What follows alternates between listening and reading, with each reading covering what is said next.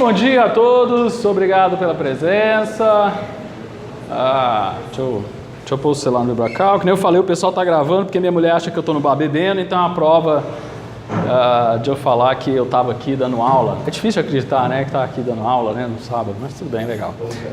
Voluntariamente.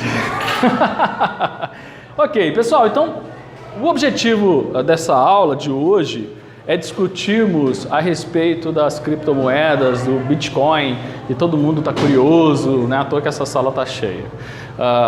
Porque todo mundo faz a seguinte pergunta, que nem eu falei agora há pouco. Todo mundo quer saber se o Bitcoin vai ser moeda no futuro e se dá para ganhar dinheiro com esse negócio. São as duas perguntas que vocês se fazem sobre isso. Eu não tenho expectativa de respondê-las, né? De repente a gente tangencia essa resposta, né? Eu posso emitir minha opinião a respeito dessas duas respostas, mas o grande problema, e eu vejo isso, eu estou vendo muitas palestras, muitas pessoas dando palestras sobre Bitcoin, falando de Bitcoin e tal, e no final das contas, as pessoas querem provar que o Bitcoin vai virar moeda, mas um conceito importante não é discutido, e a gente não tem isso como conhecimento, que é a questão do que é moeda. O que é moeda? O que é dinheiro? Essa é a pergunta. Porque não adianta a gente querer ficar falando que o Bitcoin vai virar o dinheiro do futuro, mas você sabe o que é dinheiro? A gente sabe o que é moeda? A gente não sabe. Então não adianta a gente querer empurrar um conceito, você tem outro conceito. E dinheiro é uma coisa extremamente, vamos ser sinceros, uma coisa meio que dogmática pra gente, não é? Dinheiro é dinheiro. É dinheiro. E a discussão a respeito do que é dinheiro? Será que o que a gente tem no bolso agora é dinheiro? A gente quer discutir se Bitcoin é dinheiro, mas o dinheiro que você tem na tua carteira aí é dinheiro? Será? Para ser moeda, para ser dinheiro, precisa ter 3 características. Primeira característica, ele tem que servir como meio de troca. Tem que ser um bem que é muito trocável, que todo mundo aceita. A humanidade começou com o escambo, da gente trocando moeda, trocando bens, até que a gente achou bens que eram mais o que o economista chama de líquidos, ou seja, todo mundo topa pegar aquele bem em troca de outros bens. Então as pessoas começam a guardar esses bens. Sal, açúcar, metais, ouro, prata. E aí a gente agora tem, as moedas foram criadas justamente para facilitar isso. Alguma coisa que tivesse liquidez. Outro fator, tem que ser comunidade de conta. Ele tem que ter no nosso imaginário uma representação de valor. Então eu sei que que R$1 compra essa mercadoria, porque essa mercadoria ela custa R$2, R$3. Tá? Uma unidade de conta. E o outro critério, reserva de valor. Ele guarda valor. Então eu posso pegar aquele dinheiro, pôr debaixo do colchão, eu recebo o meu salário em dinheiro, ponho debaixo do colchão ali, e amanhã eu posso comprar outras coisas com aquele dinheiro. Foi um valor que eu guardei. Correto? Será que o dinheiro que a gente usa hoje tem essas características? Vamos pegar uma moeda que é muito aceita. Vamos pegar, deixa eu ver aqui se eu tenho. Eu tenho aqui, 20 euros. 20 euros é aceito na comunidade europeia, que é onde estão os países mais ricos do mundo. Essa moeda eu consigo pagar a conta de energia aqui em Goiânia? Você consegue ir no banco e pagar a conta? Então, não tem liquidez. Então, isso aqui não é moeda? Aqui não. Então, pegar uma moeda mundialmente aceita. Deixa eu ver se eu trouxe. Eu trouxe $100, velho. Puta que pariu. Se eu perder isso aqui, minha mãe me mata. E é de verdade mesmo. Não fiz lá em casa, não. Eu imprimi, mas não tem graça mostrar, né? $100. É o dinheiro mais líquido do mundo, todo mundo aceita. Se eu jogar aqui no chão, vocês se matariam para pagar essa nota, não é verdade? Mas por que você ia fazer isso? Você consegue pagar a sua conta de energia? Você chegar lá no banco, o banco vai aceitar isso aqui? Não vai aceitar. Então, é líquido no mundo todo, mas eu não consigo pagar uma conta com isso no Brasil? Por quê? Essa é a pergunta que todo mundo quer discutir economia, mas ninguém faz as perguntas certas. Por quê? Por quê? Porque os países emitem essas moedas. E se eu não proibir moedas mais líquidas que a minha rodar dentro do meu país, ninguém vai querer a minha moeda. Então, a coisa que em economia nós chamamos de curso forçado da moeda. Como eu sou o detentor da moeda nacional, eu obrigo as pessoas a usarem a minha moeda. Aí é fácil ter liquidez. Por isso você consegue pagar tudo com real, mesmo o real valendo 1/3 de $1. Porque a gente é obrigado a usar aquela nota. Beleza? Vamos para um outro critério aqui que eu acho bacana. Coloquei 2 fotos de uma nota de $1. Uma delas não vale dinheiro e uma vale. Jogo de 7 erros. Na verdade, um erro. Onde é que está o erro? As 2 foram impressas pela Casa da Moeda. Uma é moeda e a outra não é moeda. Tchan, tchan, tchan. A de cima ou de baixo? A de baixo não é dinheiro? A de baixo é dinheiro? A de baixo não é dinheiro. É um certificado de dívida do Tesouro Americano. A de cima, que foi feita antes de 1914, que foi quando fundaram o Fed, que é o Fundo da Reserva Nacional Americana, essa moeda está escrito nela que ela vale prata. Ela é um título que vale uma reserva de prata que serve de lastro dessa nota. A de baixo está escrito que é um título de dívida do Federal Reserve Note. É um título de dívida americana. E essa daqui tem valor. Ela tem o valor de uma quantidade de prata. Adriano, por que fizeram essa mudança? Porque o governo não tinha quantidade de prata suficiente para emitir tanto dinheiro que ele gostaria de gastar. Então, os governos nacionais, todos eles fazem isso? Fazem. O lastro acabou em 1945, no Tratado de Bretton Woods. Na verdade, mudou. Fez o lastro ouro. O ouro era o grande lastro, ouro e prata, mudou para ouro e dólar. Mas o que lastreava o dólar? O potencial do governo americano de quitar suas dívidas, porque era um título de dívida. E depois, em 1973, o Tratado de Bretton Woods foi abandonado e hoje todas as moedas, nenhuma tem lastro. O lastro das moedas é a fiduciariedade da moeda, é a confiança que nós temos no governo de pagar a sua dívida, porque no final das contas, essa nota, aquela nota de $100 que eu mostrei, aquela nota de 20 euros, são títulos de dívida. Tem valor? Está parecendo que as moedas que nós usamos não são moedas, né? Não estão furando aquelas teorias, né? Correto? Então vamos lá, vamos mais bagaceira. Ela consegue reservar valor? Vamos pegar o real. O real foi feito em 1994. Se a gente pegar uma nota de R$100 e fizermos uma compra do supermercado, hoje a gente conseguiria fazer a mesma compra do supermercado com aquela nota de R$100? Não. Infelizmente aquela moeda desvalorizou. Sabe quanto que desvalorizou? Uma nota de R$100 de hoje tem um poder de compra de R$19,90 da nota de R$100 quando ele foi criado. Existia um fenômeno no meio do caminho chamado inflação. A inflação acontece porque existe um excedente de oferta de moeda. Mais moeda sendo ofertada, o valor dela desvaloriza. O que é valor em economia? Escassez. Se eu fosse para resumir minha aula de economia, meu curso todo de economia, se fosse para a gente resumir um doutorado de economia em uma palavra, dá para resolver. A gente estuda escassez. A gente vê a relação do comportamento das pessoas em relação à escassez. Se você imprime muito dinheiro, porque o governo precisa se endividar muito, gente, nós temos que sustentar Brasília. Precisa imprimir muito dinheiro.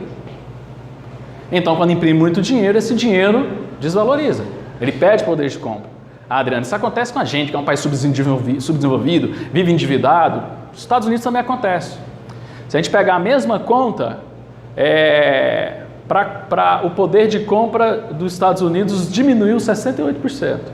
Ou seja, para comprar o que $100 comprava nos Estados Unidos em 94, hoje você precisa de $168 para fazer a mesma compra. Por quê? Porque os Estados Unidos também se endividam. Todos os países se endividam. Por quê? Porque o político, a primeira regra da economia existe escassez. A primeira regra da política ignore a primeira teoria da economia. É isso, né? A gente vamos pegar aqui o IFG, Instituto Federal de Goiás, está passando por uma série de restrições orçamentárias, correto? Aqui, né? Em Brasília, mandaram quantos motoristas embora do Senado? Lá tem que gastar, então tem que imprimir muito dinheiro e tem que falar para a gente que precisa economizar. É fácil, é uma conta interessante, né? Então tá bom.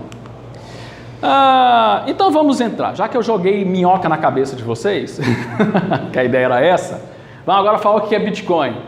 O que é Bitcoin? Bitcoin foi uma invenção de um japonês não, ninguém sabe quem que é esse cara. Um grupo de debates de tecnologia, um dos membros lá que tinha um apelido lá de Satoshi Nakamoto, foi lá e falou assim, eu acho que eu inventei um negócio massa. E publicou lá esse paper, esse artigo, vai filho, e não foi? Aí, maluco. E não dá para ver também. Bitcoin, um sistema de pagamento eletrônico pessoa a pessoa, que é o famoso P2P, P2P, né, que o povo gosta de americanizar os negócios. O que ele propõe nesse artigo dele? Olha, o grande problema das economias mundiais é que o dinheiro hoje precisa de intermediários. A gente precisa de uma série de intermediários. Do mesmo jeito que a gente acabou de falar. Por exemplo, por mais que eu falasse para vocês que aquela nota de $100 não dá para pagar a conta, nenhuma aqui no Brasil, você gostaria dela, não gostaria? Por quê? Porque você pegaria ela, iria na casa de câmbio, trocaria por real, aí pegaria esses reais e colocaria na sua conta corrente, no banco, para valorizar, e aí, vejam, uma série de intermediários. Você depende da emissão de moeda da Casa Moeda Americana, você depende da emissão de moeda brasileira, e aí você vai pagar uma conta, você paga IOF, você paga uma série de intermediários. Tem uma série de intermediários até o dinheiro chegar. Vamos imaginar uma compra que você faz no Best Buy. Quem compra na internet? Levanta a mão quem faz compra na internet. É fácil? É fácil. Mas tem muito intermediário no caminho? Graças à tecnologia a gente não enxerga esse tanto de intermediário, né? Mas o Satoshi falou o seguinte, a gente podia bolar uma tecnologia que eu conseguisse diretamente mandar o meu dinheiro para você. Certo? Então o que ele fez? Ele criou um código criptografado que faz uma coisa muito doida.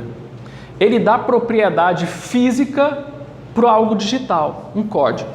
Porque código é só dar Ctrl+C, Ctrl+V, não é? Internet é tudo Ctrl+C, Ctrl+V. Vocês sabem disso, vocês fazem trabalho de final de semestre, não é? Não é assim? Fala sério, para. É exatamente isso. Então, na internet tudo é fácil de copiar. Mas e se eu conseguisse criar algo que é incopiável? E que para você ter, eu tenho que abrir mão da posse daquele código para dar esse código para você, para ele ter posse e a posse ser transferida de mim para ele. Então esse código, que é algo digital, cria uma propriedade física de posse, de propriedade privada. Isso é o Bitcoin. Você quer saber o que é Bitcoin? É um código que não dá para copiar e se eu quiser passar para outra pessoa, não dá para copiar ele. Eu tenho que transferir a posse para essa pessoa. Isso é Bitcoin. Na proposta dele, então, a proposta dele era o quê? Que esse Bitcoin, como ele é um código, ele pode ser um código fracionável. Então eu consigo pegar um Bitcoin e fracionar ele em até 8 casas depois da vírgula. Então, se eu quiser comprar 0,00001 Bitcoin, eu consigo. A menor unidade do Bitcoin é essa daqui, que é 1,00007 zeros e 1, e o pessoal carinhosamente apelidou de 1 Satoshi. Então, 1 Satoshi você compra isso aqui. Pega a cotação do Bitcoin hoje, multiplica por esse número, é o dinheiro que você consegue começar no mercado de Bitcoin. Não sei quanto que dá hoje. Quanto que dá o Bitcoin hoje? Passou dos 10 mil ou ainda não? 33, parece. Eu gosto de pensar no Bitcoin e fazer a cotação em dólar. Por quê? Porque se o real desvaloriza, a gente acha que o Bitcoin está subindo o preço, né? Então eu gosto de olhar o Bitcoin por dólar. Beleza. O que aconteceu é que o Satoshi lá em 2008 fez essa proposta no grupo, apresentou lá para a galera. E outra coisa, ele falou o seguinte, esse daí também vai ter um limite. Esse Bitcoin só vai poder existir 21 milhões de Bitcoins. Ele definiu no algoritmo lá, uma unidade, uma moeda que vai ser vai ser inventado só 21 milhões de unidades. E por isso que ele foi tanta casa depois da vírgula. Porque quando chegar no 21 milhões, aí você pode continuar usando o Bitcoin, fracionando ele, então vai poder as pessoas continuarem usando. Vai dar para comprar pãozinho de padaria, mesmo tendo ficado... Vamos começar a pensar. O que tem mais cara de moeda? O real ou o Bitcoin? Qual que vai ficar escasso? Qual que é escasso hoje? Porque o Bitcoin, como é um algoritmo de computador, eu sei quantos Bitcoins vai ter no final do ano. Eu sei que o máximo de Bitcoin é 21 milhões de Bitcoin. Você sabe quantas notas de real vai ser impressa? Qual que tem mais cara de ser algo escasso e que vai ter mais condição de guardar valor pela escassez dele? Então vamos lá, vamos construindo a ideia, tá? Não é...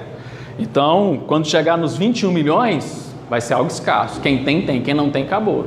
Então há uma possibilidade de no futuro o Bitcoin guardar mais valor do que o real, porque o real vai continuar sendo impresso.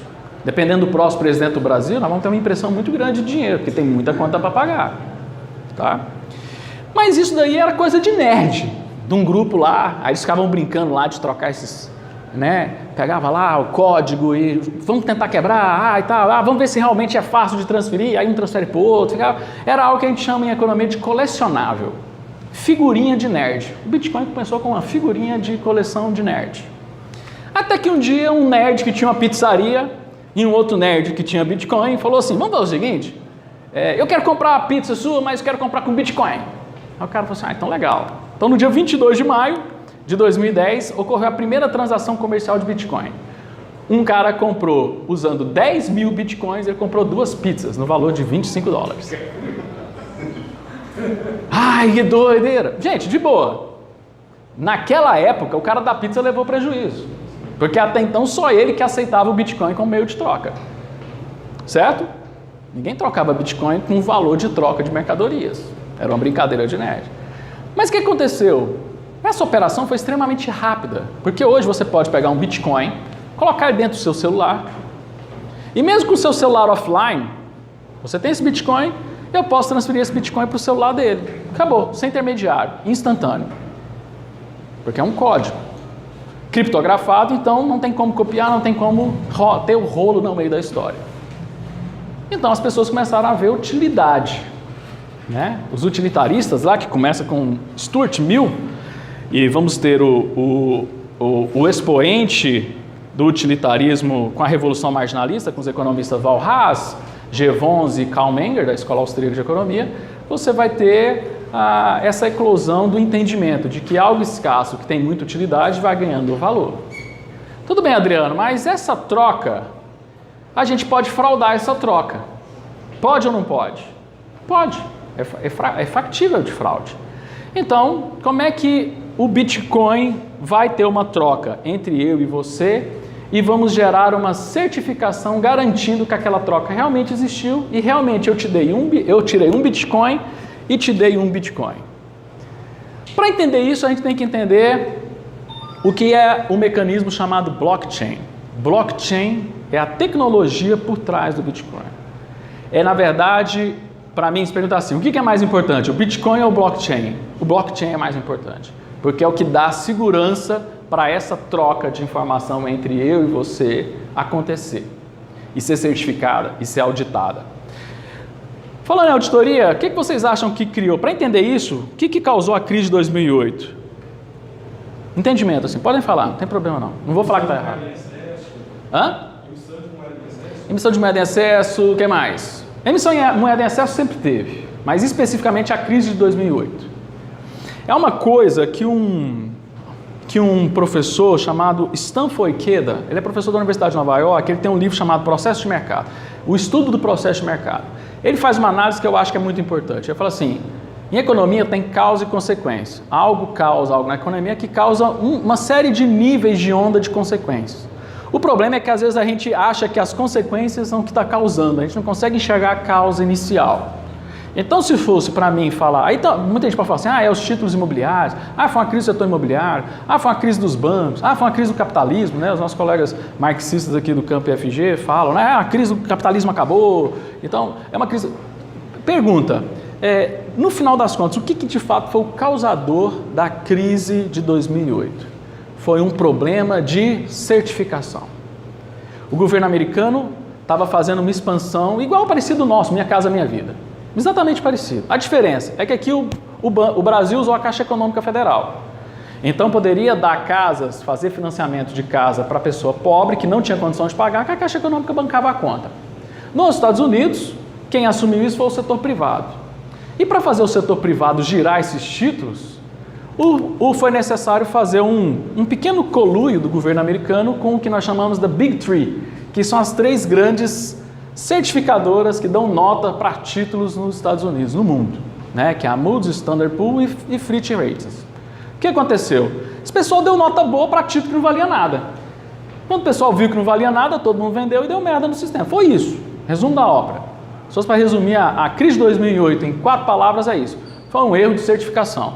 Esse pessoal deu nota alta para título que não valia nada. Quando todo mundo descobriu, deu pau. Eles foram subornados para isso? Ou subornados, ou sabiam. Eu vejo que a coisa não é tão assim, teoria da conspiração. Tá? Eu sou meio arredio à teoria da conspiração. Ninguém consegue prever muitos detalhes do processo econômico. Eu acho que eles viram uma oportunidade de também ganhar dinheiro. Não que eles foram subornados, eles viram um plano do governo e falaram assim, pô, é uma ideia boa da gente dar uma nota boa para esse título que o governo está querendo lançar e isso aí vai rodar mais rápido e a gente vai ganhar dinheiro também, porque eles também ganham dinheiro com isso. Então eu vejo que não foi assim, o governo sentou na mesa com os 3 presidentes e falou assim, vamos ganhar dinheiro, vamos destruir a economia e ficar multimilionários com isso. Vamos, o que a gente vai fazer? Primeiro, amanhã a gente faz isso, depois a gente faz isso. Eu não acho que tem esse nível de planejamento. Tá? As pessoas vão vendo oportunidades. As Big Three viram a oportunidade de dar nota boa para um título ruim, fazer girar e conseguir ganhar grana com isso. Tá? Então, qual que é o grande problema da certificação? É que nós temos o problema da certificação centralizada. Quando a certificação ela é centralizada, eu preciso fazer conluio com uma pessoa. Se eu tenho 3, eu faço conluio um pouco mais descentralizado, que são as 3 empresas, elas são independentes, mas tem um risco de você controlar essa certificação. E existe uma certificação que seria totalmente distribuída. Todo mundo certifica todo mundo. Você diminui, você aumenta a dificuldade de você fazer conluio com alguém. Blockchain é isso. Eu crio, né? Então deixa eu ver se eu coloquei alguma coisa aqui. Eu crio, não, daqui. O que o Satoshi fez? Ele criou, vamos explicar da forma mais simples do mundo. Ele criou uma planilha de Excel, não é, estou só falando para ficar claro. Uma planilha de Excel que toda vez que alguém compra e vende Bitcoin, preenche uma linha. Então, Adriano vendeu para o André 0,01 Bitcoin. Essa operação é anotada. E aí, isso daí é disponibilizado para qualquer um certificar isso. E o Satoshi criou a seguinte ideia: você vai ser remunerado com Bitcoin um determinado de volume de Bitcoin que você certificar de movimentação. Então isso atraiu muita gente. Falou assim, cara, então é só ter um computador, colocar um programinha que certifica aquela operação e aí eu certificar um monte de operação, eu ganho um Bitcoin? É exatamente isso. Então um monte de gente foi fazer isso, que são os famosos mineradores. Então hoje nós temos essa quantidade de mineradores. Não dá para ver. São 10.457 nós. Dentro de cada nó deve ter um mundo velho de computador. Então aqui vamos imaginar que você deve ter 1 milhão de computadores no momento que eu tirei a foto, checando essa operação do Adriano. Pergunta: se um computador, se alguém quiser fraudar o Bitcoin, falar assim, não, é só eu pegar um computador e transmitir, mudar essa linha aqui, ó, vai aparecer, não vai? Porque todos estão checando a mesma informação. Se alguém dá uma informação diferente, aparece. Então, descentralizado, quando alguém dá erro, então, por exemplo, para alguém fraudar o Bitcoin hoje, ele vai ter que subornar 10.457 donos de nós para falar todo mundo assim, ó, eu vou mandar um Bitcoin, mas você coloca lá que foi 2. Que é uma coisa fácil num banco centralizado, não é? Quando tem uma pessoa que cuida de lançar aquilo. Agora, quando você tem algo extremamente descentralizado, onde todo mundo checa a mesma informação e todo mundo vai querer checar porque vai ser remunerado com Bitcoin, que é a famosa mineração, você vai ter muita gente querendo checar aquele Bitcoin, aquela transação. E aí isso dá a tranquilidade de quê? De que não tem como fraudar, porque vai ter muita gente ao mesmo tempo checando aquele Bitcoin. Né? Se você quiser chegar na tua casa, é só baixar um programinha lá de... O problema é a energia elétrica, porque seu computador, para conseguir fechar um volume de transações para você ser remunerado, tem que ficar ligado, você tem que pôr um computador potente, aí vai consumir mais energia elétrica. Nós estamos na bandeira vermelha, ferrou. Quando você ganhar o Bitcoin, não vai pagar 2,5 da conta. Né? Então, tem esse problema. Por isso que na China... Então, você vai ver, ó, concentração Ixi, tá ruim, deixa eu ver se eu dou uma mexidinha aqui, ver se melhora. Mas veja, a concentração de bitcoins, né? Ó, melhorou, pô, foi de muito. Você tem na China bastante, Estados Unidos, Europa, no Brasil tem gente minerando, aqui é esporte. O cara quer descobrir como é que funciona esse negócio. Bacana, Austrália, então... E outra coisa, essa planilha, ela é atualizada a cada 10 minutos em todos os computadores ao mesmo tempo.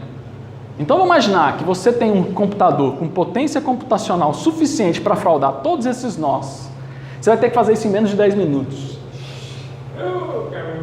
Então não dá. Então o grande lance do Bitcoin é o blockchain. A grande invenção do Satoshi, que eu não sei se é uma pessoa, dizem, dentro do meio o pessoal fala que é um grupo que criou esse nome, né? Um grupo de especialistas, que entende tanto de economia, porque é um trem muito bem bolado, né? Não pode ser só uma pessoa, mas eu acredito, pode ser, qual o problema? Tem um cara inteligente aí que bolou uma coisa massa. Então o grande lance foi o blockchain, foi bolar esse negócio aí de fazer essa certificação descentralizada. Não preciso de governo, não preciso de uma pessoa bater um carimbo, porque essa pessoa que bate carimbo, a Lava Jato está mostrando isso pra gente, né? Ué, entre eu competir com o meu concorrente e manter uma mesadinha para um deputado, sai mais barato eu manter um deputado, que ele lá vota as leis que me favorecem e tal. Então, né? É questão de oportunidade, custo de oportunidade. Compensa mais eu concorrer ou eu bancar quem toma a decisão? Mas se a decisão é descentralizada, fica mais difícil, né? De você ter corrupção, fraude, essas coisas. Seria nesse sentido. Adriano, olha o preço do Bitcoin aí. Eu peguei aqui não deu para pegar a história toda, peguei, aqui é só 2016. Então o que aconteceu? À medida que as pessoas... Então é aqui que onde surgiam novos Bitcoins. Você tem um Bitcoin, eu faço a transferência para o André do meu Bitcoin, você certifica, uma série de pessoas vão ser remuneradas com um novo Bitcoin. Né? Então vão surgir novos Bitcoins, os mineradores falam assim, cara, as pessoas estão começando a usar esse Bitcoin, então vai aumentando a quantidade de gente interessada a minerar, você vai, né, colocando esses Bitcoins no mercado, vai aumentando a utilidade dele, pessoas veem aquilo como uma possibilidade de ganhar dinheiro, eu vou começar a comprar para poder vender. E aí a lei da oferta e demanda, como não tem ninguém regulando, não tem ninguém pôr na mão, não tem ninguém decidindo, é uma coisa totalmente descentralizada, você vai ter o quê? O mecanismo de mercado de oferta e demanda agindo 100% nesse mercado. Ou seja, se tem mais gente vendendo do que comprando, o preço cai. Se tem mais gente comprando do que vendendo, o preço sobe. E aí subiu muito. Porque deu uma hora que todo mundo falou assim, rapaz, esse trem vai dar dinheiro mesmo, nossa, então é hora de entrar. E quando mais gente acreditava no Bitcoin, mais ele subia. Chegou no topo. Foi lá no topo, foi nos 70 mil reais. Nossa. Um Bitcoin, 70 mil reais. Lembrando, nós estamos falando de um ativo que há pouco tempo atrás, em 2017, era 5 mil reais. Né? Eu lembro que quando chegou aqui, eu vendi tudo, que eu falei assim, essa merda vai cair a qualquer momento, nada sobe tão exponencialmente assim. E deu uma grana boa, né? Ah, então caiu, aí quando caiu, nossa, foi o fim do Bitcoin? Será que foi o fim do Bitcoin? Ele caiu mais alto do que toda a série histórica do passado dele. Foi os caras que compraram a pizza e se mataram. Não, eu encontrei nessa época, quando estava bem alto aqui, no finalzinho de 2008, eu fui num evento em São Paulo e encontrei o presidente do Instituto Mises Brasil, o Hélio Beltrão, e aí ele fez a mesma coisa que eu. Quando chegou aqui, vendemos tudo, né? Ah, cara, esse trem vai estourar, isso é bolha, vamos vender essa merda, vendemos feliz, não fiquei chateado, porque deu para ganhar uma grana boa. E ele falou assim, Adriano, vamos montar um vídeo da gente se rasgando, da gente se matando de ódio, de decepção, de não ter acreditado no Bitcoin. Né? Eu não, cara, ativo, eu comprei baixo, vendi alto, pronto, ganhei meu dinheiro. Poderia ter segurado? Poderia ter caído, como caiu. Subiu de novo, aí caiu. Quando caiu aqui, eu falei assim, vamos comprar, né? Porque vai subir de novo, subiu de novo, caiu de novo. Né? Agora ele subiu, ele está aqui nos 31 mil reais. Está no nível longe, né? Está muito alto. Adriano, vai estabilizar isso? Eu acredito que vai estabilizar. Por quê? Porque nós já chegamos nos 17, essa semana nós chegamos nos 17 milhões de Bitcoin. Quando chegar no 21, aí nós vamos ter sim uma escassez. Aí, meu amigo, aí vai virar escasso. Eu acredito que... Então tem muita gente que fala assim, o Bitcoin vai chegar em 100 mil dólares, Adriano. Eu acredito que o Bitcoin chega em 100 mil dólares. Quando? Eu não tenho a mínima ideia quando vai chegar nos 100 mil dólares. Se eu soubesse, meu amigo, eu vendia minha casa, vendia minha mãe, me prostituía na Goiás para comprar Bitcoin. Mas eu não tenho essa informação, não dá para saber, porque graças a Deus não tem perigo de um burocrata pôr a mão e mexer nisso aqui e interferir no preço, como interfere em preço de uma série de produtos. Então, você tem essa situação do Bitcoin. É uma questão, nós estamos vendo um produto, um ativo que tem 100% regulação do mercado, 0% de intervenção estatal e 100%. Aonde que ocorre intervenção estatal? Quando a China, que tem muito Bitcoin, vende um monte de Bitcoin ao mesmo tempo. Aí derruba o preço. Né?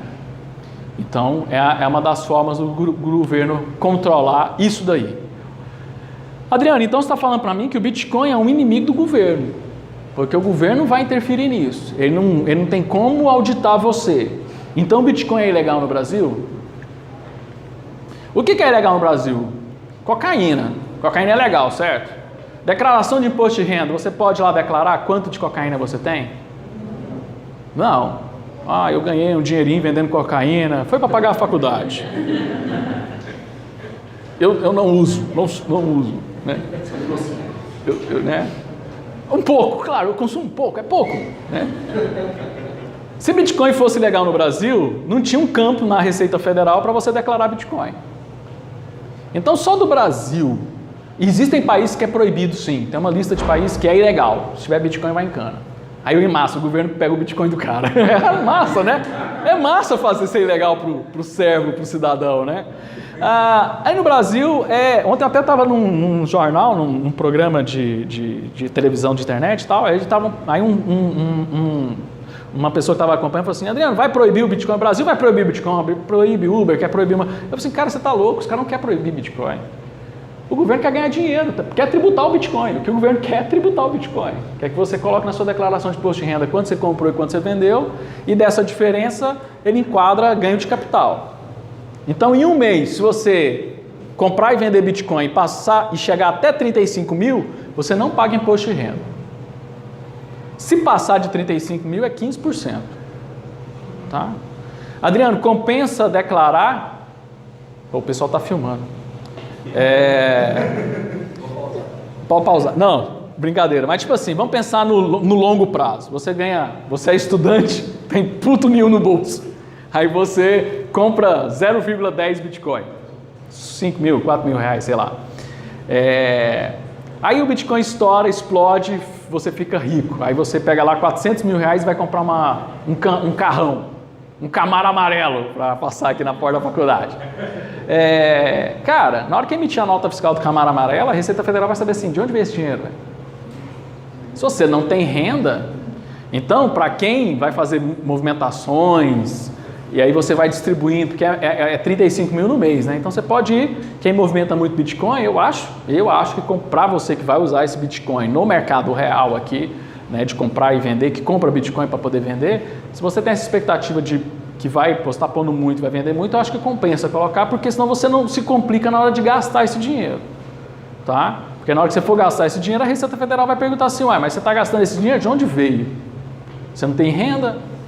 Se você já tem renda que vai sustentar esse gasto, né? Aí é decisão de cada um. Eu não sou pai de vocês para falar que vocês têm que colocar ou não colocar na declaração de imposto de renda, tá bom? Recado foi dado, vocês entenderam. Então, você vai lá no código 99, vou ensinar para não falar que eu sou inimigo da Receita Federal. Você vai lá no código 99 de bens e direitos, coloca assim, eu tenho posse de tantos bitcoins, aí se você comprou e vendeu, você coloca aqui a compra e venda, marca lá e aí ele gera o DARFzinho lá, o papelzinho lá para você pagar 15%. Se não der, não deu, beleza, fechou. Tá bom? Então, quem quiser, né, quem tiver esse espírito de, alguém tem que pagar o cafezinho lá no Senado, né, então eu vou pagar meu imposto direitinho. Tá? Não está vindo para cá mesmo, né, professor Weber? Não está vindo mesmo, não. Te fico. Então, a pergunta que fica é o quê? Bitcoin é moeda? Depois de tudo que eu falei, Bitcoin é moeda? Ela tem aquelas qualidades? está caminhando, mas eu vou dizer uma coisa para vocês, Bitcoin não é moeda. Porque para ser moeda, precisa ter o curso forçado estatal. Se o Bitcoin não tem curso forçado estatal, não vai ser uma moeda. Porque é o que garante hoje a liquidez das moedas mundiais, é ser curso forçado, ser uma moeda que a gente é obrigado a usar aquela moeda. Mas o Bitcoin é um excelente meio de pagamento, uma forma de pagar coisas. E eu acredito muito que a grande ruptura de ideia que nós temos hoje é a gente entender o que é moeda e o que é meio de pagamento. O que é o futuro da humanidade? Meio de pagamento. Então, o Bitcoin não é a moeda do futuro. Ela é o futuro, assim como as outras criptomoedas, mas num novo jeito de pensar o dinheiro. Algo totalmente descentralizado como forma de meio de pagamento. Países como a Alemanha, Japão e Austrália já afirmaram que pode usar o Bitcoin legalmente como meio de pagamento naquele país.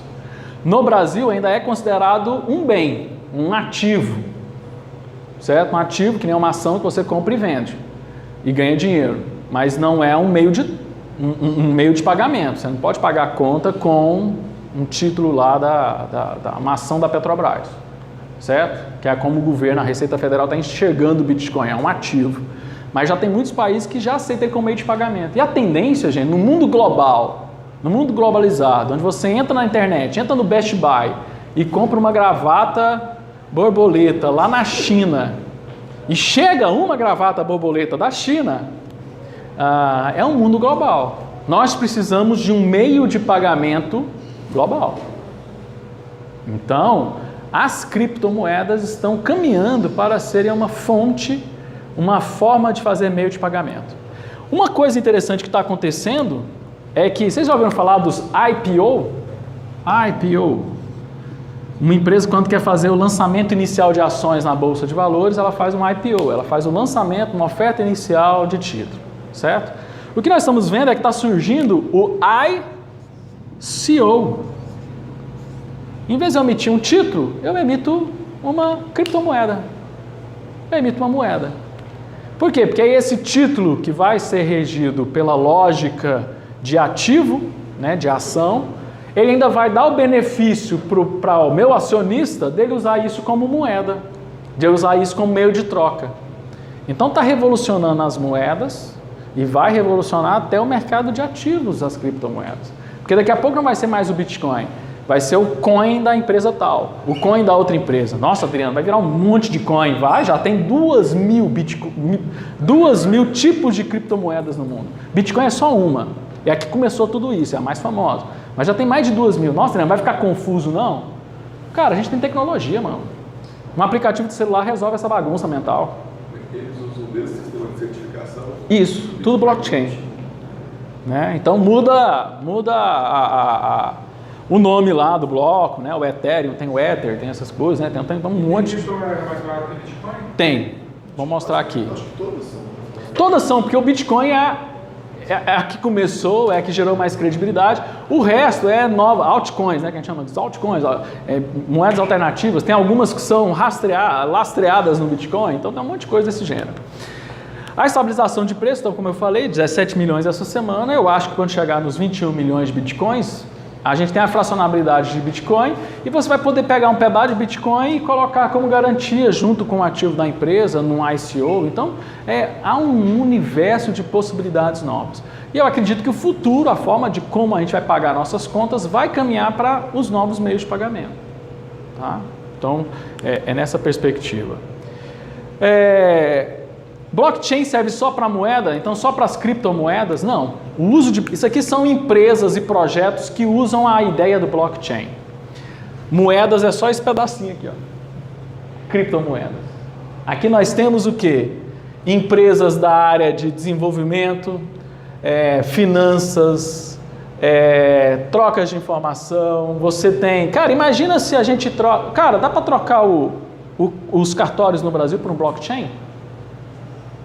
Em vez da certificação ser o cara que carimba a assinatura, a gente não poderia fazer uma certificação descentralizada de assinaturas via blockchain?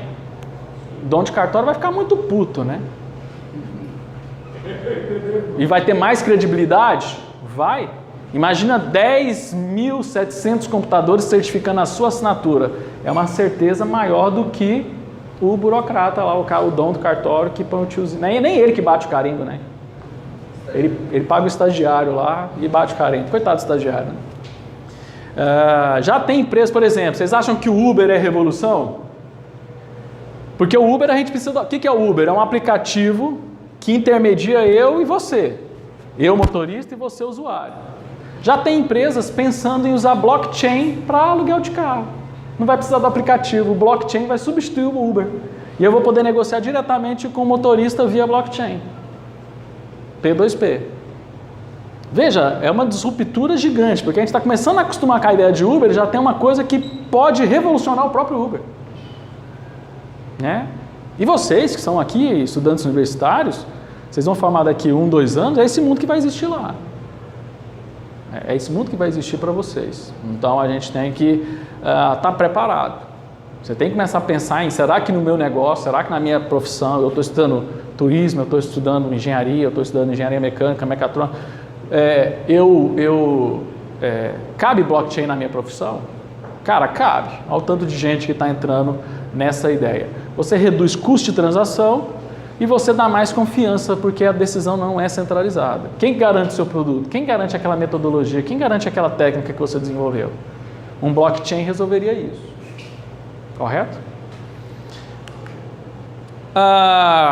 Já tem gente aceitando Bitcoin em Goiânia, loja, se eu quiser. Então, uma coisa que eu sempre recomendo. O pessoal fala assim, então é hora de investir. Eu quero investir, eu vou juntar um dinheiro e investir. Cara, a lógica não é a gente investir e ganhar dinheiro. Agora não é a hora de você ter essa... Ainda mais vocês, que a gente quer quebrar, não tem dinheiro.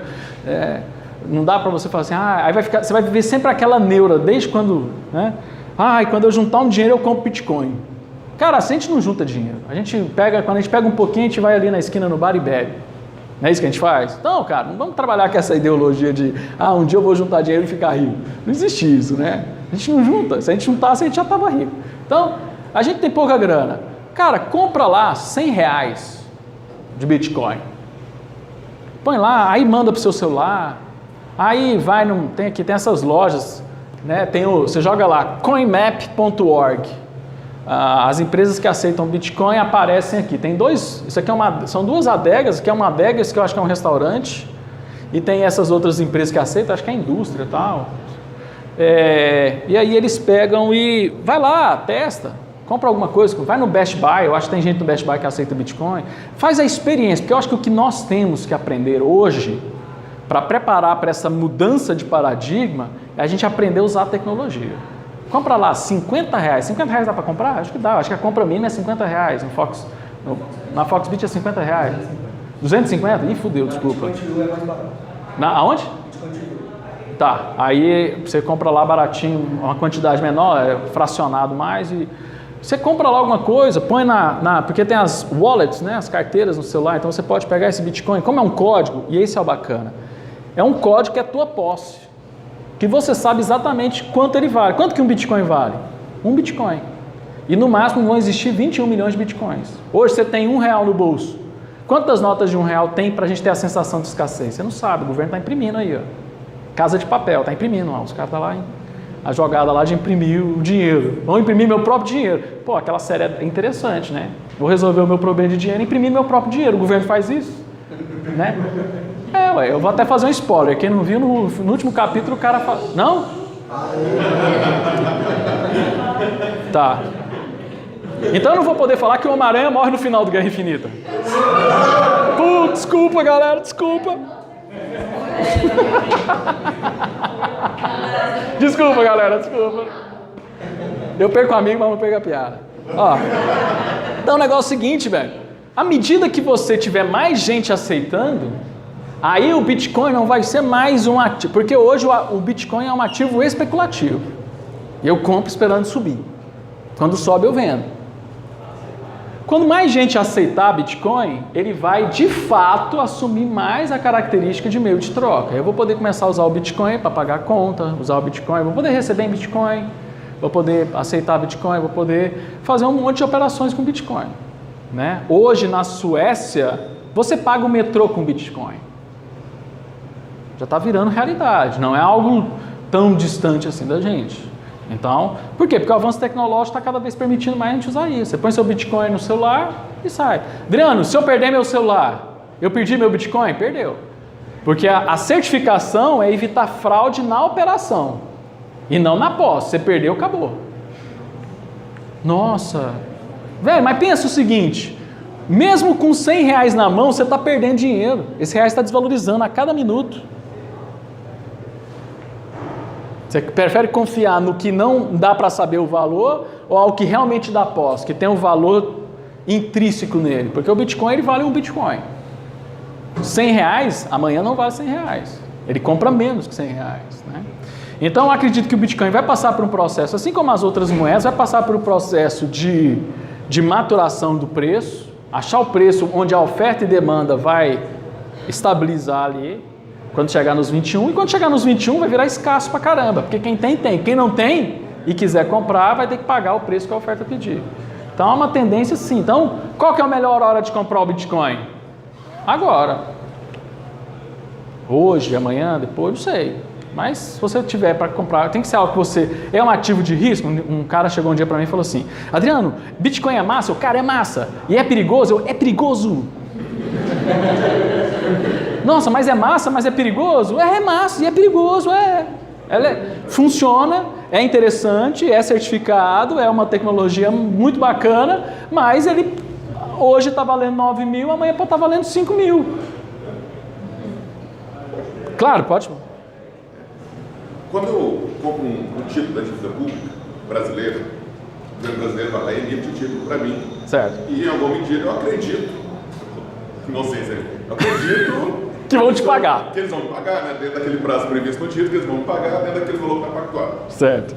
Quando eu vou lá na Fox e compro o Bitcoin, quem está certificando, quem está me garantindo, minha relação é com a Fox. Certo. Certo?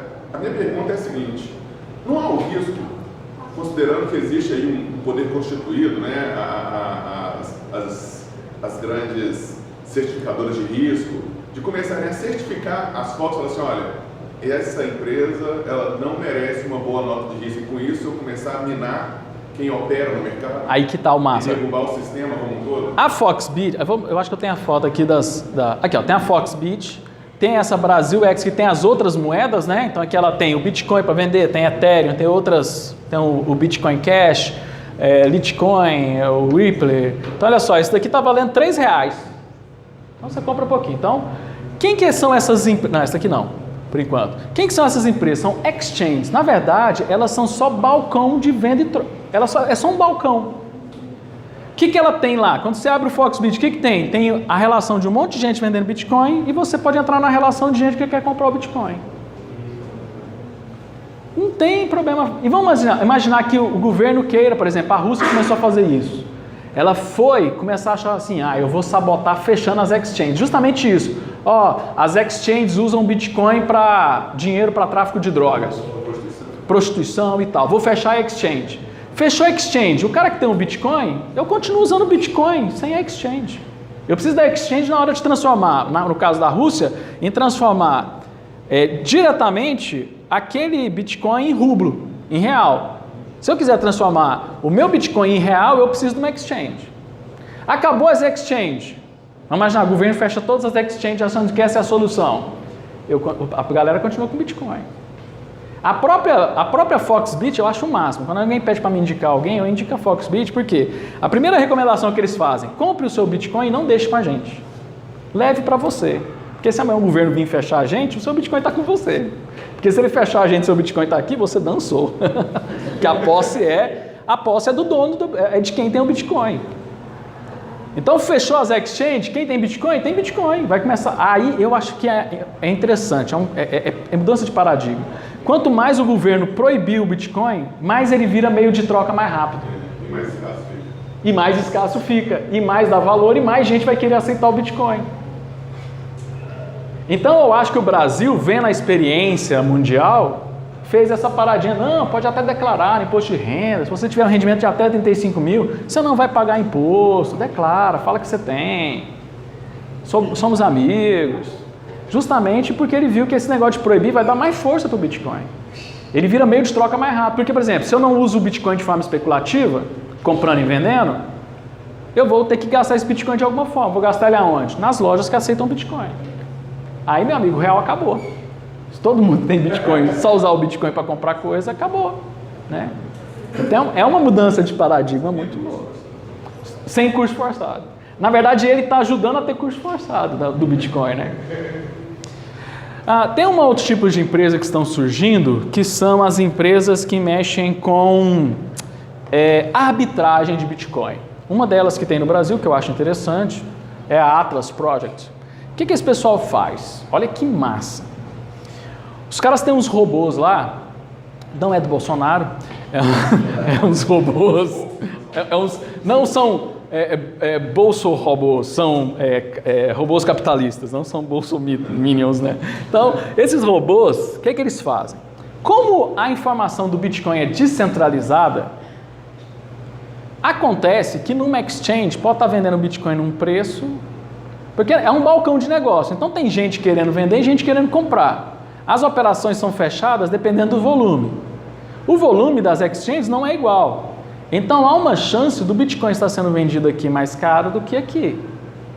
Então o que essa empresa faz? Ela pega o seu Bitcoin e o algoritmo lá, o robô vai ficar fazendo conta 1 zilhão de vezes por segundo e vai achar onde tem uma diferença de preço entre exchanges e em frações de segundos ele faz essa compra e venda e no final do dia tem um lucro de 0, né?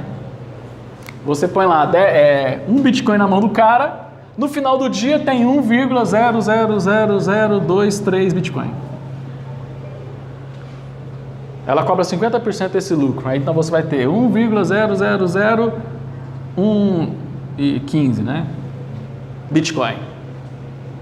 É pouquinho, né? É pouquinho, mas aumentou. Hã? Todo dia. Aumenta a quantidade, aí que é o massa.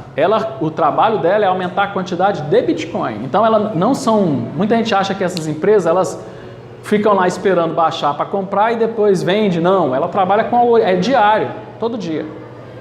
Né? Então é um novo caminho de você também ganhar dinheiro com Bitcoin sem precisar se desfazer do Bitcoin. Porque pela lógica especulativa do Bitcoin, quando tiver baixo eu compro. Quando tiver alto eu vendo, mas eu vendi e acabou. Aí eu tenho que esperar cair de novo para comprar de novo, porque se continuar subindo e eu comprar mais alto, né? Então é uma forma de você usar a tecnologia a seu favor. Eu só acho, rapidinho, eu acho que acabou aqui, pronto. Agora eu vou ficar por conta de responder perguntas. Eu tentei correr no tempo para dar tempo da gente trabalhar só perguntas agora. Por que tem essa diferença entre essas exchanges? Cara, porque é mercado. Porque é o seguinte, é um balcão. Quando você pega lá, até mesmo no mercado financeiro, você abre lá no computador lá para comprar ação da bolsa. O que você vê, você não está comprando especificamente da bolsa. A bolsa ela te mostra quem está vendendo aquele título, em qual quantidade, em qual preço. O que você topar, topou. Então na exchange eu posso escolher para como vender? Você pode até marcar lá, ó. Você pode até fazer projeto, que nem no banco mesmo. Você pode falar assim, eu quero comprar um Bitcoin quando ele chegar nesse preço. Eu quero gastar eu quero gastar R$500 em Bitcoin quando o Bitcoin chegar nesse preço. Aí você agenda lá. Quando pintar um doido vendendo aquela quantidade de Bitcoin naquele preço, ele fecha a venda. Você pode programar lá na Foxbit. Você tem que pôr dinheiro lá, né? Não adianta falar assim, eu quero comprar R$1 milhão quando o Bitcoin cair, porque eu vou ficar rico. Você tem que ter R$1 milhão depositado na Foxbit. Vou fazer uma pergunta super óbvia. Cara, gente, tem que perguntar o óbvio, porque em assunto de Bitcoin não existe óbvio. Vamos lá, o camarada foi lá e comprou 2 Bitcoins e ele chegou lá na ADEC em Goiânia, naturalmente a operação é através de uma exchange ou não? Não, aí eu tenho 2 Bitcoin, tá no meu celular. Eu chego lá na loja, aí falo assim, eu quero comprar um vinho. Quanto que é esse vinho? Esse vinho é 0,005 Bitcoin. Aí eu pego o wallet, né, que é o programinha, um aplicativo que me mostra o Bitcoin, e eu falo assim, eu quero transferir tanto, qual que é o número da tua carteira, do teu wallet? Aí o cara dá um código, Aí você joga esse código, confirma, apertou, foi para o celular do outro, pro aplicativo mesmo. Não tem mais exchange na parada. A exchange... Não nota fiscal, não gera nota fiscal. Tem gente que faz isso, né, de não emitir nota fiscal. Que coisa. Não, mas posso fazer uma pergunta? Aqui, ele perguntou antes, você perguntou aqui, rapidinho. Eu já respondi, Como que faz para comprar essas moedas virtuais? Isso, você vai nessa empresa, por exemplo, tem a foxbit.com. Aí tem gente que fala assim, Adriano, você indica a Foxbit. Esses dias aconteceu um problema esses dias para trás na Foxbit. Foi o seguinte, deu uma zica no computador de alguém lá da Foxbit, deu um pau lá, que aí em vez de mandar um Bitcoin, mandava 2. Alguém descobriu que o programa estava fazendo, era um erro não do blockchain, era um erro da Foxbit que escrevia no blockchain o dobro do que o cara tinha pedido. Uma galera descobriu isso e começou a fazer um monte de operação porque caía Bitcoin dobrado. Aí o que a Bitcoin fez? A Foxbit fez. Ela viu a zica, tirou tudo do ar e foi atrás de consertar. Nossa, Adriano, mas em economia eu acredito muito mais em quem erra e conserta do que quem nunca errou, porque a qualquer momento ele pode errar, né? Então, e eles tinham a reserva deles de Bitcoin, eles foram atrás dos clientes, olha, velho, foi dobrado, e aí? Aí teve gente que devolveu, teve gente que não devolveu, teve gente que ele teve que dar o Bitcoin para a pessoa, então... Por isso que eles falam muito de, não deixa o Bitcoin aqui, porque se entrar um hacker aqui e levar tudo, não tem como. Eu trabalho com compra e venda, eu não sou depósito de Bitcoin. É perigoso, é posse. Alguém roubou, acabou. Entendeu? Então, eu indico a Foxbit porque eles passaram por isso, honraram os compromissos deles, honraram as datas, que eles iam voltar para o ar, que eles iam não sei o que e tal. Então, é uma empresa que eu recomendo justamente porque ela já passou por esse problema e saiu mais forte. Então, por isso que eu indico ela. Entrar nesse negócio tem que ter conta corrente, como é que faz? Aí é o seguinte, é uma pergunta interessante que leva para uma dúvida que eu não sei se ainda alguém perguntou e que eu quero falar. O Bitcoin é um dinheiro secreto? Eu consigo esconder dinheiro no Bitcoin? Não. Você tem rastro. O Bitcoin ele gera rastro. Esse negócio de falar assim que o Bitcoin é usado no mercado negro, isso é mentira, porque é rastreável. O cara do mercado negro se usar é burro, porque você consegue pelo blockchain achar o rastro de onde o dinheiro veio e de onde o dinheiro foi. Eles conseguem achar o IP. Não aparece o seu nome no blockchain, mas aparece o IP do seu computador, aparece o IP das coisas. Então hoje, como as exchanges estão começando a saber que tem que lidar com o governo, como elas não querem dar margem para o governo falar que estão fazendo coisa ilegal, hoje eles exigem que seja uma transferência bancária da conta corrente para a Foxbit. Então o que você faz? A Foxbit fala lá, a Foxbit tem conta no Banco do Brasil, no banco tal, no banco tal, no banco tal, no banco tal. Aí você pega, por exemplo, você tem conta no Banco do Brasil, aí você pega lá R$500 e faz uma transferência para aquela conta, escaneia o comprovante e manda para eles, aí eles auditam lá, não, caiu, é o seu dinheiro. Aí aparece lá na plataforma, aí quando você abrir a plataforma, aparece lá, tem um saldo de R$500. Fica lá, R$500. Quero comprar Bitcoin. Aí você pega esses R$500 e compra Bitcoin. Aí o seu saldo em real zera, aparece lá, em reais, zero. Em Bitcoin, 0, tanto. Aí você fica esperando. Aí você vendeu, aí aparece lá, saldo em reais, R$500. Quanto em Bitcoin? 0. Aí, Bitcoin, Foxbit, eu quero que você deposite o dinheiro para mim. Aí a Foxbit vai lá e te dá o dinheiro. Tá? Você falou, por exemplo, que os hackers da Foxbit, mas algumas exchanges, eu acho que a Foxbit também, se hackearem, ela devolve o dinheiro, ou não? Devolve. Aí que tá, a Foxbit devolveu, por isso que eu indico. Porque deu... Não sei, o cara não é obrigado. Se uma exchange fala assim, um hacker entrou aqui e levou tudo, galera, prazer ter conhecido vocês. É isso, por isso que eu indico ela, porque ela... Foi o seguinte, ela saiu do ar, aí todo mundo ficou com medo de ter quebrado, porque quando uma exchange sai do ar, vai roubar meus bitcoins, tá na mão dela, acabou. Se tiver na mão dela. Se tiver na mão dela. Se não tiver. Se não tiver, por exemplo, você tem só reais lá, por exemplo, tem lá R$1.000. Pô, ela saiu do ar, ela ficou com seus R$1.000. Não, mas se eu tiver comprado dela e ela não tiver encaminhado para mim pro meu aplicativo, se ela tiver acabou, ela quebrou, acabou, o Bitcoin é seu. Agora tem lá Bitcoin seu lá. Você comprou Bitcoin, foi o que aconteceu, por exemplo, foi o que aconteceu comigo. Eu comprei num dia, ela fechou no outro. É o caralho. Aí, graças a Deus, eu tinha um contato de um dos donos, o João Calaça, fantástica pessoa. Aí eu falei, João, tô com medo, João. Ele, professor, relaxa, tranquilo e tal. O senhor quer Bitcoin ou você quer o dinheiro de volta? A gente quem está com insegurança, é só o senhor falar, a gente dá ou dinheiro ou Bitcoin, na hora. A gente só está providenciando um formulário para quem quiser. Aí no outro dia eles fizeram um vídeo no YouTube ao vivo, assim, ó, teve esse problema, aconteceu isso, a gente parou para o problema não aumentar. Quem quiser, a partir de amanhã nós vamos liberar um formulário, se você quiser deixar aqui, se você não quiser e tal. Aí eu falei assim, cara, eu vou deixar, vou dar esse voto de confiança. Aí falou, ó, dia 20 e tanto a gente vai voltar pro ar. Voltou, resolveu. Aí, beleza, então os caras é sério. Então quem queria o seu Bitcoin pegou. Quem não queria podia ter ficado lá. Nesse sentido. Tá certo? Pode ir, vai lá. Uma pergunta, o que faz gerar a conta do blockchain é a remuneração, é o incentivo das pessoas utilizarem seus próprios computadores para validar as transações. Isso. Esse incentivo, ele é causado por um estoque ainda inacessado de bitcoins que tem um limite de 21 milhões. Quando chegar nesse limite, qual que é o incentivo que as pessoas vão ter, na sua opinião? Sei que é difícil de imaginar, mas na sua opinião, qual que é o incentivo que as pessoas vão ter para poder continuar validando as transações via blockchain? É uma pergunta extremamente interessante, né? Porque na verdade o Bitcoin está sendo inventado, está surgindo, que tem um estoque. É porque o algoritmo permite criar novos códigos até 21 milhões. Chegou em 21 milhão, o algoritmo fecha, certo? O que pode acontecer? Pode acontecer várias coisas, mas eu acredito que sempre vai ter incentivo.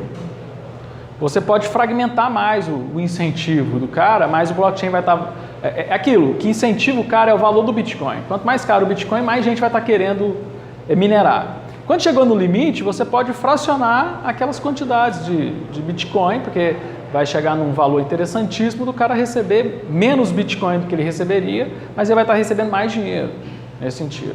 E muitas vezes também eles recebem por transação. Quando eles validam cada coisa, por exemplo, você transferiu um Bitcoin, eles recebem 0,001 Bitcoin pela sua transação. Então esse também é um incentivo, não só pela mineração que eles ganham. Aí que vai acontecer, vai começar as pessoas, para garantir a segurança das transações, as pessoas começarem a querer remunerar a sua transação. Então, se o blockchain é descentralizado, as pessoas também poderão descentralizar a decisão de remunerar. Por exemplo, chegou nos 21 milhões, eu quero vender Bitcoin. Não tem como o minerador ser remunerado. Eu, como quero vender meu Bitcoin, eu posso topar remunerar a galera para me certificar.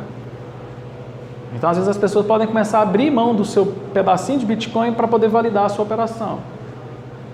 Cara, a gente paga R$50 para o cartório validar uma assinatura, que você não vai ganhar nada com aquilo. Por que as pessoas não topariam pagar 0,00001 Bitcoin para uma rede mundial de 10 mil computadores validar a minha operação? Esse é o mercado do futuro. Vai ter gente que vai ganhar dinheiro com modelos de mineração. É o futuro que eu vejo, porque aí o Bitcoin, vamos imaginar, o Bitcoin não conseguiu resolver esse problema. Beleza, vai surgir uma moeda que usa o Bitcoin às vezes como laço garantidor e aí ela consegue ir aumentando com aquela ideia de Bitcoin. Eu acho que tinha perguntado primeiro, rapidinho, vai. Já tinha? Não, vai, desculpa. Se a carteira é um aplicativo, então pode existir várias carteiras e não pode gerar aqui incompatibilidade? Como assim? Vamos lá. Da transação, entendeu? Tipo, se a carteira é um aplicativo, você tem da marca A, e aí eu crio uma carteira da marca... Não, é tudo open source. É tudo código aberto. E não vai dar incompatibilidade? Não, tem um código lá. Tá? Você, por exemplo, quem for da área de informática aqui quiser criar a sua carteira, eu quero criar o Wallet Zé, minha carteira, meu aplicativo. Aí você cria o aplicativo, aí você tem que seguir o protocolo do Bitcoin para dar certo. Naquele artigo do Satoshi fala lá como é que é o código, como é que tem que ser a transação. Aí não dá incompatibilidade. Mesmo porque ninguém vai querer desenvolver um aplicativo que é incompatível com o sistema, né? Só o Brasil que inventa a tomada de 3 pinos e fala, vai, usa, vocês são obrigados a usar. Por isso que a tomada de 3 pinos vingou, porque a gente é obrigado a usar. Quando a gente não é obrigado a usar, a gente tenta se adaptar ao mercado. Então as carteiras que vão sendo fabricadas, novos aplicativos, eles vão querer ter utilidade. Correto? Quem mais? Lá no fundo perguntou? Por que caiu tanto? Aquela queda grande? Cara, o negócio é o seguinte, é uma combinação de fatores. Não dá pra gente falar assim que foi... O que aconteceu? Wall Street falou assim, cara, vamos ganhar dinheiro com esse negócio de Bitcoin, mano. Primeiro fator.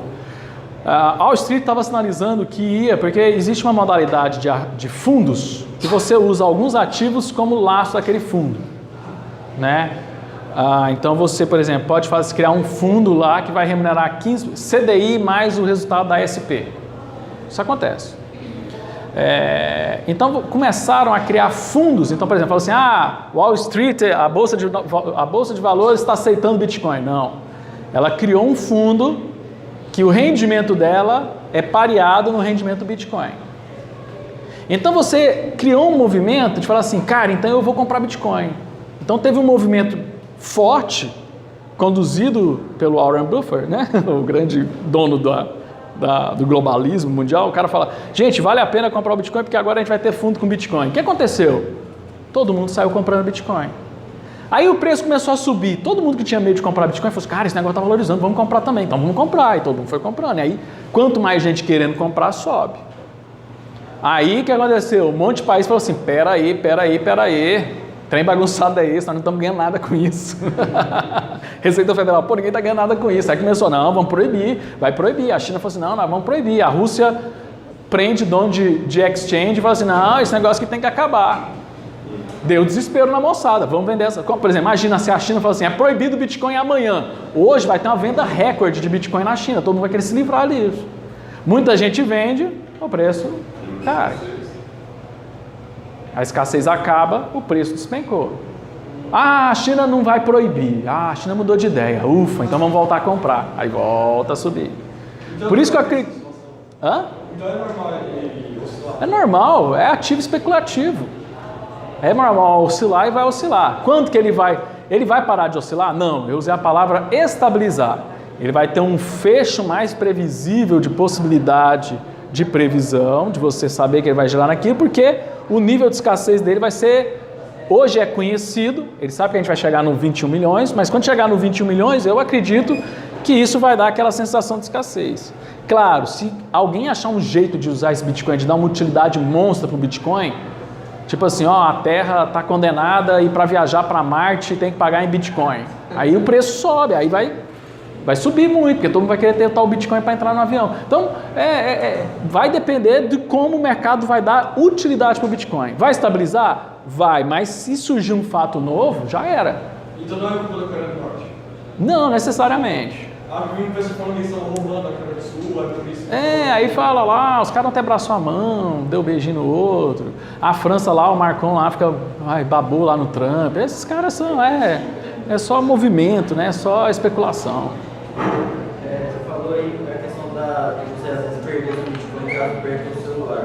Mas os aplicativos como as Wallet, você tem como recuperar ela em outro aparelho. Então acaba que não seria uma perda. Sim, não, é porque aí você... Porque é o seguinte... Você pode jogar o celular fora, a pessoa pode roubar. Você pode recuperar através das palavras. É o seguinte, por exemplo, a Green Wallet. A Green Wallet é isso. Você coloca o Bitcoin no computador... E aí é como se fosse aquele Note, né? Henry Note, aquele elefantinho verde. Ele sincroniza. Então, na verdade, o celular, você tem a informação de quantos bitcoins você tem. E quando você faz a venda para ele, usando o celular, na verdade, ele busca lá no IP do computador que está o Bitcoin e passa via celular para ele. É uma memória. Está no centro do negócio, porque quando eu compro uma passagem da TAM e coloco o bilhete no meu celular, o que está no meu celular é só o bilhete. Na verdade, a passagem está no computador da TAM. Isso. Isso é fundamental para o negócio do Bitcoin. Porque a grande sacada é fazer com que ele exista apenas uma vez. Uma vez. Aí ele ganha propriedade física. Mas de qualquer maneira você não perde. Você tem como recuperar aquele ticket que você tinha. Mas se alguém roubar o computador da TAM, já era. Mas roubar lá. É onde eu deixo meu dinheiro, não é? Isso. Eu deixo na minha carteira. Aí que tá, aonde você vai... Aí que tá, porque tem carteira... Aí que tá, tem wallet que fica no celular. Perdeu o celular, fudeu mesmo. Você pode pôr... Aí, Adriano, então qualquer hacker pode pegar, então posso deixar meu Bitcoin offline? Pode, você pode pôr o Bitcoin no pendrive. Perdeu o pendrive, acabou também. É a mesma ideia. Ele só pode existir uma vez. Ele só existe uma vez. Para ele mudar de lugar, tem que passar na blockchain falando a operação. A operação é validada, aí é validada, ele muda de um lugar para o outro. E qual que você usa? Hã? Qual que você usa? Eu uso a Green Wallet. Então, na verdade, então, tem um limite de 21 milhões, só que no mercado poderia ter menos, que muito vídeo perderia, o cara não perderia. Cara, é possível. Às vezes alguém quer fugir vamos imaginar que todos os países começam a proibir e aí o cara vai minerar Bitcoin no meio do oceano. Eu já vi gente pensar nisso. Você pega um navio, eu vi, o cara fez conta ainda, ó, tem um navio à venda no litoral do Maranhão custando $1 milhão. Pô, vamos comprar esse navio, a gente enche de computador, enche de energia, vamos minerar no meio do oceano e aí a gente não presta conta para ninguém. Pô, ideia é da hora. Aí o navio afunda, viu? Os Bitcoin foram pro fundo do mar junto. É tipo aquele cara... Sumiu. É tipo aquele cara que comprou ele em Porto. Igual papel, igual uma barra de ouro. Eu gosto de comparar o Bitcoin com uma barra de ouro. Aonde que está a barra de ouro? É onde está. Eu posso ter um título daquela barra de ouro, que eu te vendo usando o título, mas você só vai ser dono daquela barra de ouro no dia que você pegar ela e pôr no seu bolso. Se afundar, acabou, tchau, é responsável. E esse é o massa, só te interrompendo, esse é o massa do Bitcoin, aí já é uma coisa mais relacionada à ideia que eu tenho como economista, dessa coisa do libertarianismo. É uma forma da gente voltar a dar para a pessoa a ideia de responsabilidade. Porque hoje todo mundo fala em liberdade, partido de direita, de esquerda, todo mundo fala de liberdade. Mas é a responsabilidade que a liberdade traz. Então, essa coisa de você ter a posse, você não vai poder pôr culpa em ninguém. Se o real desvalorizar, tá todo mundo amanhã xingando o presidente do Banco Central, pede a cabeça do Meirelles. Ah, não, o Meirelles já saiu. Apesar que ele tá meio sem cabeça também. Então, entendeu? Agora, quando eu tenho meu Bitcoin, é responsabilidade minha. Eu volto a ter aquele poder de cidadão nisso. Então, o blockchain, cara, imagina a gente substituir o Congresso Nacional por um blockchain. Dá? Não dá? Não dá? A gente consegue votar para tirar um Zé Ruela de dentro da casa do Big Brother. Por que a gente não consegue votar uma legislação? Hoje a legislação que está sendo votada aparece o aplicativo Ex-Congresso Nacional, o nome do aplicativo. Hoje vamos decidir se vai poder pôr sal na mesa ou não. Aí você, pô, que ideia idiota. Aí muita gente fala que é uma ideia idiota. Aí um pouco de gente acha que é uma ideia boa. Ó, não passou. Beleza. O Espírito Santo passou. Por quê? Porque não eram as pessoas votando. Por isso que foi burlado e aí o governo voltou atrás. Porque no final das contas, aí já é uma coisa que o Hayek fala muito bem, né? O economista que ganhou o prêmio Nobel de 78. O Hayek, ele fala o seguinte, a informação,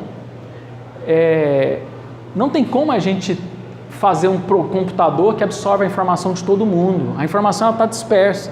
Então, se eu elejo o meu representante na Câmara, por mais que eu tenha o máximo de cuidado, escolha bem, na hora que ele voltar, bicho, é a cabeça dele. Ele sabe exatamente o que você pensa, o que cada eleitor dele pensa a respeito daquilo para ele poder representar o eleitor. Eu estou pensando agora no universo que a gente tem só anjos. Não vamos pensar no fator corrupção. Vamos pensar assim, todo mundo ali é honesto. Ele consegue ter a informação do seu eleitorado naquela hora. Ele sabe que todo mundo que pôs o voto nele e que pôs ele lá está pensando sobre aquela pauta.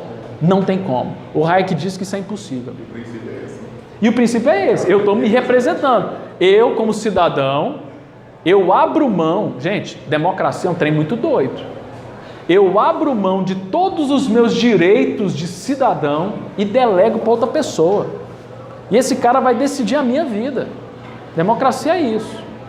O blockchain podia resolver esse problema para a gente. A gente continuar sendo cidadão.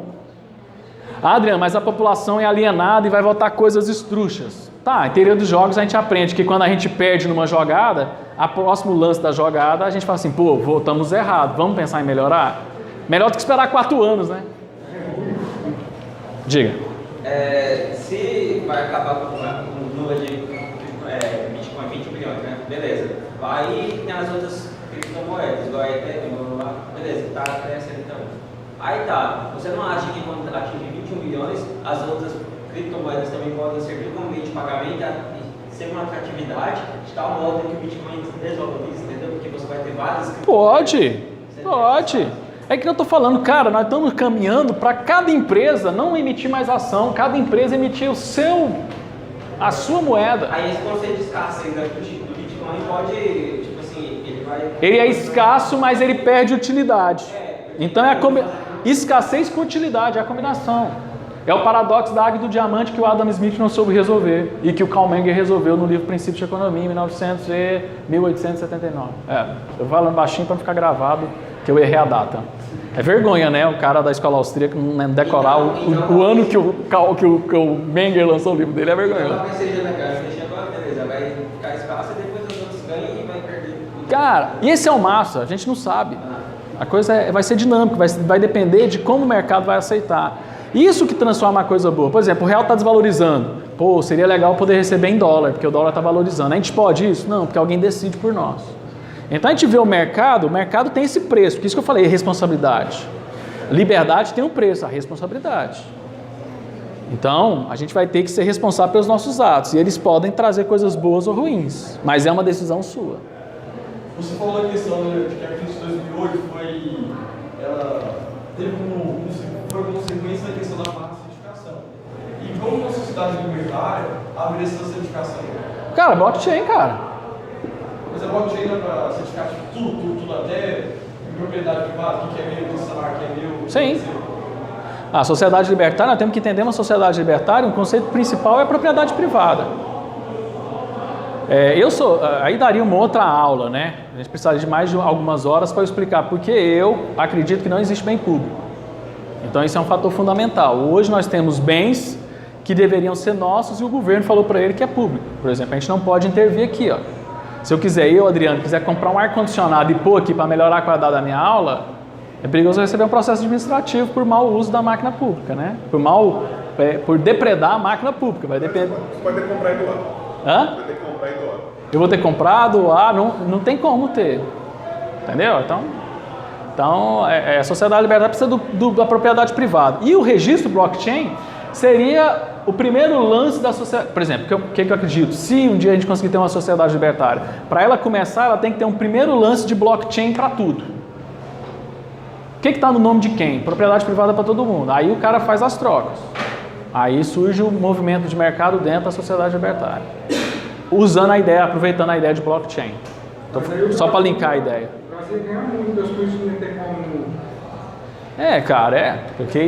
Porque aí, por exemplo, mas não é bem público? É porque está na mão do deputado, está na mão do governador, está na mão de não sei quem, o cara se apropriou, né? Desapropria um bem e vende mais barato para o fulano. Então, é um problema que a gente poderia estar resolvendo. Porque aí fica registrado de quem que é o verdadeiro dono. Então, por exemplo, um grande libertário famoso que a gente tem, que é professor lá na Turquia, que é o Herman van Hoppe, ele parte da ideia de que para a gente ter uma sociedade libertária, a gente tem que voltar para a monarquia. É interessante a ideia dele. Por quê? Porque o monarca é o dono da propriedade privada do reino dele. Então ele tem dono. O que não tem dono não é de ninguém. Então você você tem muita ineficiência de uso de bens. Então tem esse lado. Mas é uma história para outro dia. Obrigado. A aula acabou. Tchau, tchau para você.